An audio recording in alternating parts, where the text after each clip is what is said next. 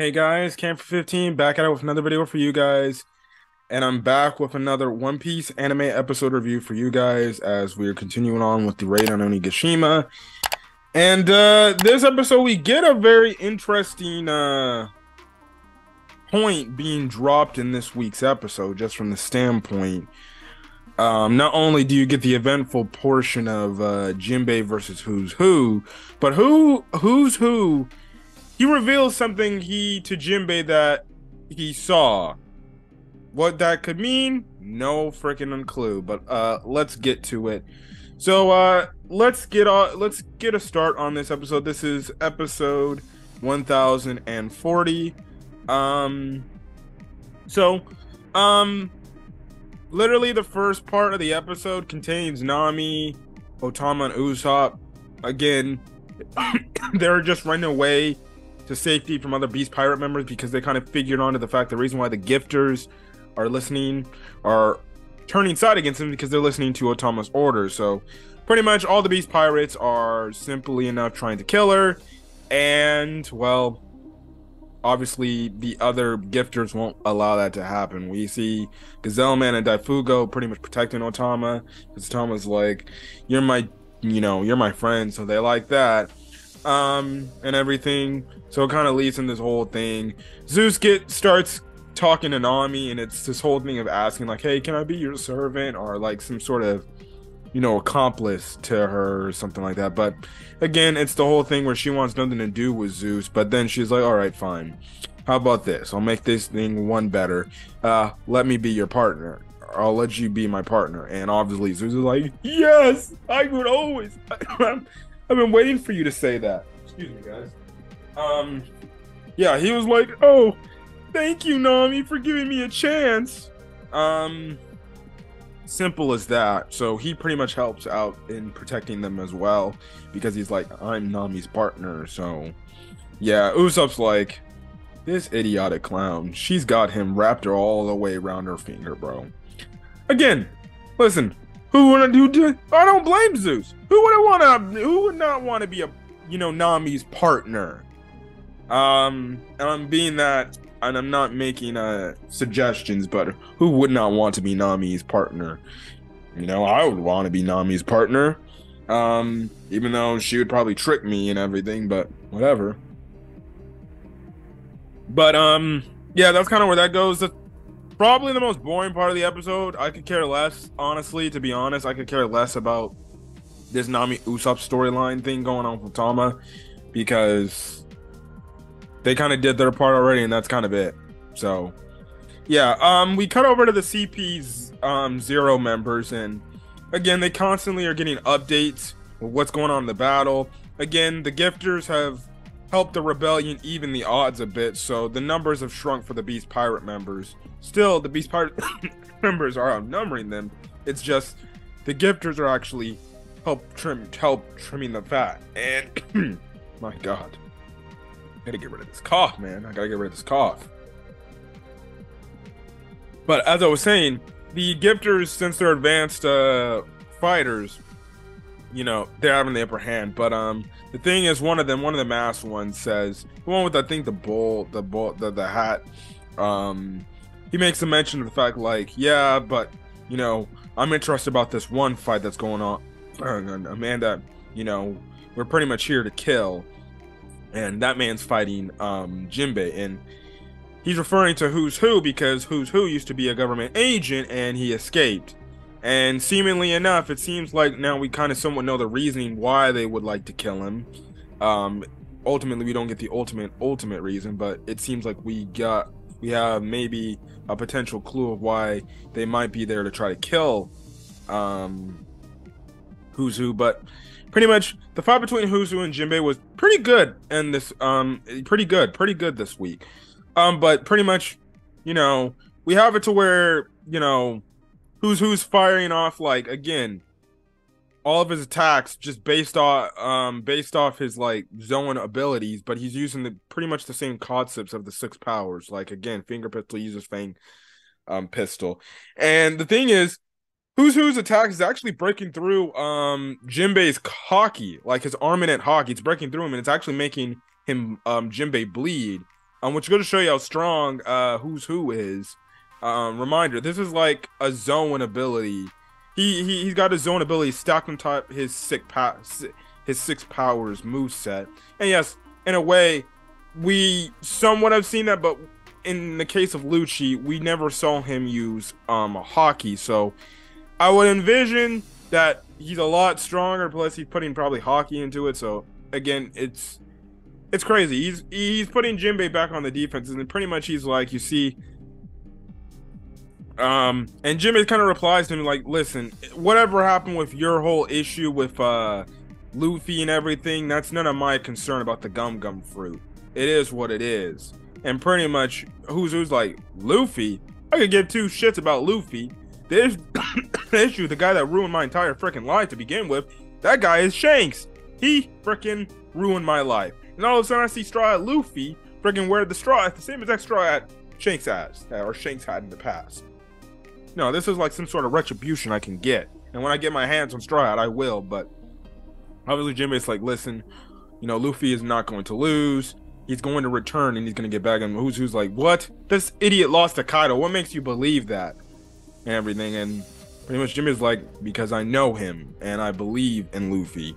Again, you get flashbacks to pretty much every damn moment that Jinbei and Luffy has had in the series, going all the way back to the Impel Down arc, all the way to the well, where we're currently at, but really truly where Whole Cake Island arc ended off with, you know, Luffy letting Jinbei go help the other Sun Pirates, but told him, listen, I need you to, I'm gonna be in Wano, I'm gonna be waiting for you, and everything. So again, this whole bond between Luffy and Jinbei, it honestly is a very nice friendship between the two, because it was a whole thing about respect. You know, he wanted to help Luffy save Ace because he thought what was going on was wrong, as well. And just the relationship between the team, they've gone through a lot of shit. Like, I still remember when they freaking fought each other back in the Fishman Island, because they had a disagreement of, you know, of differences. But you know, I do like the Jinbei and Luffy relationship. It's a really good friendship. It's a whole thing about respect and honor and everything. And Jinbei sees like the man that Luffy wants to become. And I think he also too, he's also indebted to Ace, that he would look over Luffy and everything. So that's definitely good. But the thing is, we get interesting again. The fighting between Jinbei and Who's Who in this episode was actually pretty cool.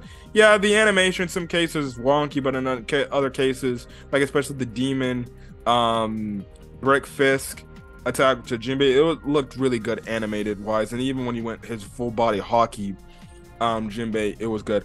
But the one interesting thing in this conversation that Who's Who brings to mention in the fight against Jinbei, he's like, you know, when I was behind bars 9 years ago, I remembered, you know, a guard telling me this. And I heard this whole thing about this individual called the Sun God Nika. And, you know, he was an individual that pretty much would make his opponents laugh, and he would defeat them in an instant, and he was all powerful. And people also, his whole thing was about freedom and wanting, and if you were like in slavery, because some of these people were in slavery, people thought they would come back and they would go save him. Hold on a quick second, guys, as I double check that information.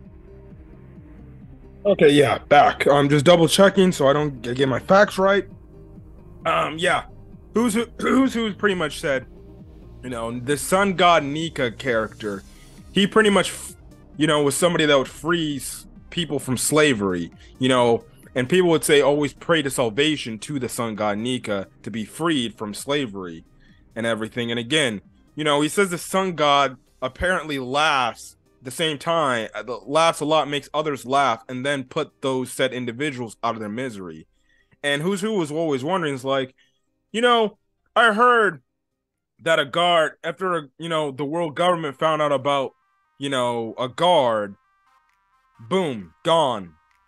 All of a sudden I had to make my escape, so I didn't get the same thing. So apparently it seems like the world government knows about this Sun God Nika, it's something to do with the Sun God Nika. Now, what this Sun God is, no freaking idea.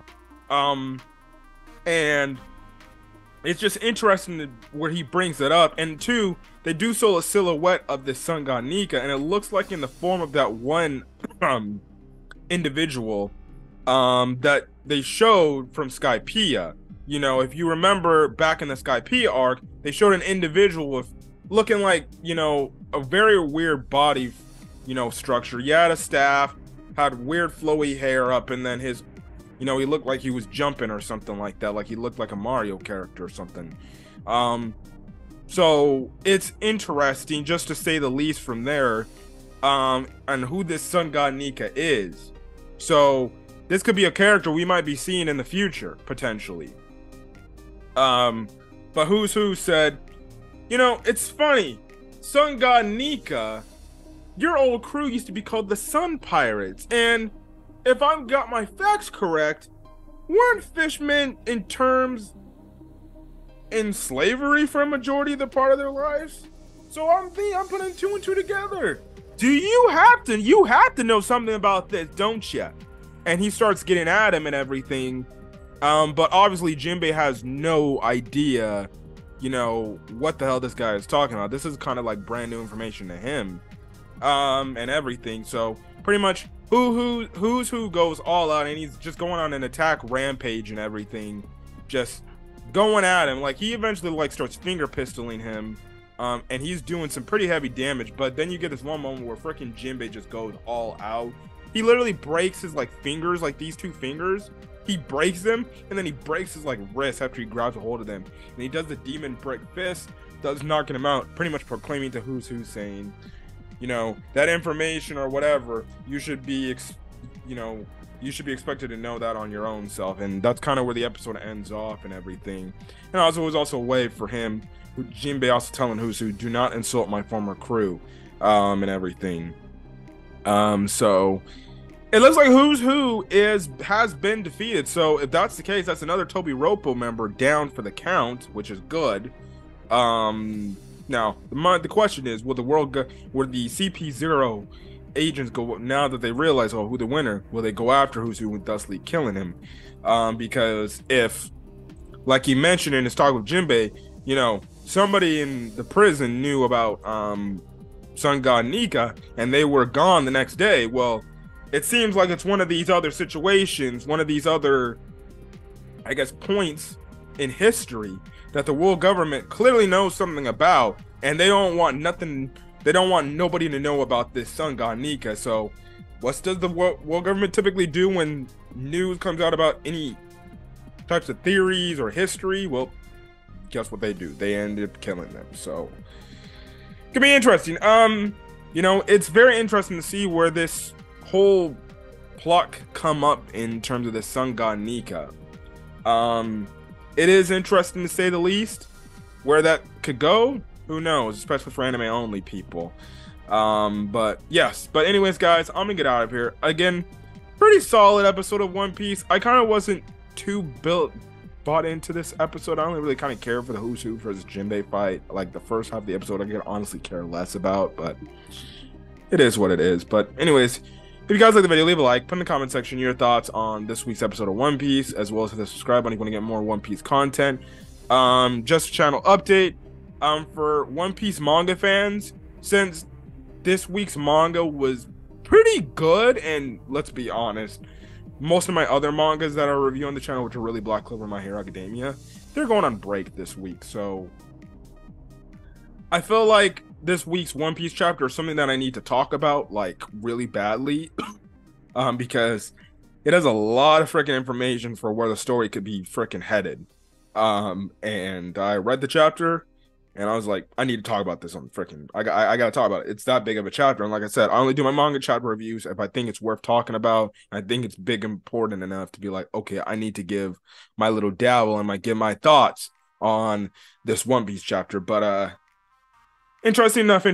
But anyways, guys, I'm gonna get out of here. Again, hit the subscribe button if you want to get more One Piece content. Again, I will be reviewing the One Piece manga chapter tomorrow and things like that. But till then, guys, catch you guys in the next video. Peace.